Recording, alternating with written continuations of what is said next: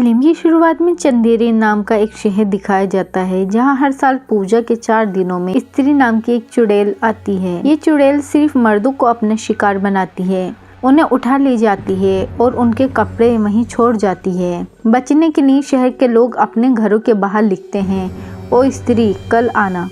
इस हॉरर के बीच में हमारा हीरो विक्की, जो चंदेरी का सबसे बढ़िया लेडीज टेलर है। उस विक्की को स्त्री की कहानी पर जरा सा भी यकीन नहीं था।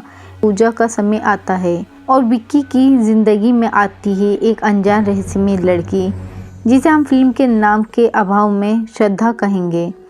ये लड़की सिर्फ पूजा के 4 दिन ही चंदेरी आती है और सिर्फ विक्की से मिलती है। वे विक्की से काला जादू में इस्तेमाल होने वाली अजीब चीज़ें मंगवाती है। बिल्ली के बाल, धतूरे का फूल, छिपकली की पूंछ, मटन और शराब। विक्की के दोस्त बिट्टू और जना को शक होने लगता है कि कहीं ये लड़की स्त्री तो नहीं है। एक रात विक्की के साथ होते हुए श्रद्धा अचानक गायब हो जाती है और उसी रात स्त्री जाना को उठा ले जाती है। विक्की और बिट्टू अब डरकर भागते हैं। एक जानकार आदमी रुद्रा के पास वो जाते हैं, जो एक लाइब्रेरियन है। रुद्रा उन्हें चंदेरी के इतिहास की किताब दिखाता है। कहानी ये थी, कई साल पहले चंदेरी में एक खूबसूरत वेश्या थी जिसे एक आदमी से सच्चा प्यार था, लेकिन शहर के बाकी मर्दों को ये बर्दाश्त नहीं हुआ और उन्होंने उस वेश्या को उसके प्रेमी के साथ मार डाला। मरने के बाद वो वेश्या स्त्री चुड़ैल बन गई, जो अब अपने अधूरे प्यार की तलाश में मर्दों से बदला ले रही है। किताब में स्त्री से बचने के तरीके वाले पन्ने फटे हुए थे। महल में फिर उनका आमना सामना होता है और श्रद्धा का सच सामने आता है। फटे हुए पन्नों पर उन्हें एक पुराने महल की तस्वीर दिखती है, जहां उन्हें लगता है कि जन्म मिल सकता है। महल में विक्की, बिट्टू और रुद्रा जाते हैं और वहां विक्की के सामने स्त्री आ जाती है, लेकिन स्त्री विक्की को उठाती नहीं बल्कि उसे प्यार से देखती है, क्योंकि उसे विक्की में अच्छाई दिखती है। तभी श्रद्धा अपने जादू से स्त्री को वहां से भगा देती है। अब श्रद्धा उन्हें अपना सच बताती है। वो कहती है, मैंने स्त्री की वजह से किसी अपने को खोया है, इसलिए मैंने काला जादू सीखा और मैं यहाँ उसे हराने आती हूँ ताकि लोग उसके डर से आज़ाद हो सकें। तभी उन्हें जना मिल जाता है, जिसे विक्की की विनती पर स्त्री ने छोड़ दिया था, लेकिन जना अब स्त्री के वश में था। उसी रात वो घर के बाहर से ओ स्त्री कल आना मिटा देता है और स्त्री 20 आदमियों को उठाकर ले जाती है। जना को ठीक करने के और बाकी आदमियों को बचाने के लिए विक्की, श्रद्धा, बिट्टू और रुद्रा उस ऐतिहासिक किताब के लेखक शंकर शास्त्री के पास जाते हैं।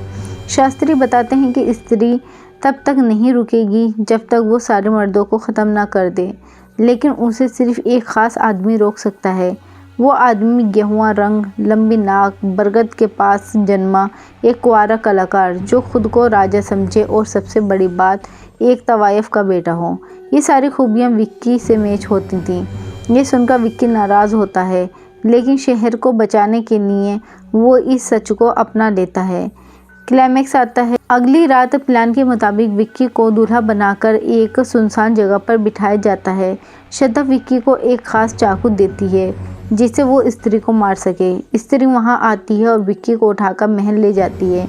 विक्की उसे सुहागरात मनाने को कहता है, पर स्त्री को बस प्यार और इज्जत चाहिए थी।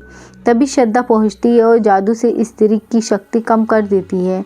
वो विक्की को चाकू मारकर ख़त्म करने को कहती है, लेकिन विक्की को उस पर दया आ जाती है। वो कहता है कि अगर उसने स्त्री को मार दिया तो वो उन मर्दों से अलग नहीं होगा जिन्होंने उसके साथ बुरा किया था। श्रद्धा उसे सिर्फ उसकी चोटी काटने को कहती है, जिससे उसकी शक्ति ख़त्म हो जाएगी। स्त्री श्रद्धा पर हमला करती है और तब विक्की उस चाकू से स्त्री की चोटी काट देता है। चोटी काटते ही स्त्री गायब हो जाती है।